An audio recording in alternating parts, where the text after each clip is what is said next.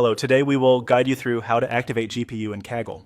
If you want to speed up machine learning training, data processing, or other compute-heavy tasks in Kaggle, turning on a GPU is a quick and useful setup step. In this walkthrough, we'll go from the Kaggle homepage to enabling the GPU inside a new notebook session. Start by going to the Kaggle website. Once the page loads, look toward the top left area of the screen and click Create. This opens the menu where you can start a new project or workspace. From the available options, click Notebook. Kaggle will then open a fresh notebook environment for you. This is where you can write and run code, and it's also where you control the hardware your session uses. After the notebook opens, move your attention to the lower right corner of the screen and click Session Options. This section contains settings related to your current notebook runtime, including the hardware accelerator options.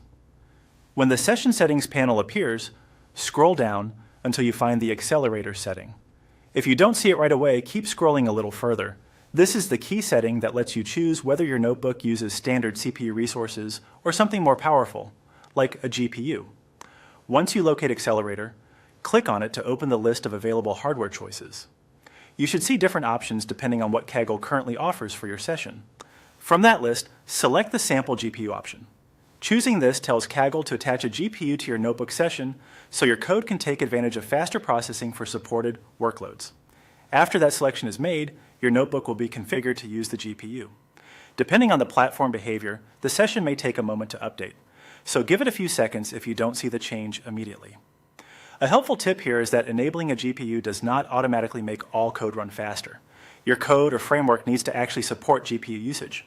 So if you're using tools like TensorFlow, PyTorch, or GPU-compatible libraries, make sure they are set up to detect and use the accelerator. And that's it.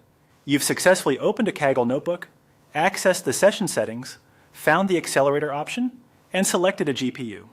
This is a simple but important step when you want better performance for model training or other demanding tasks in Kaggle.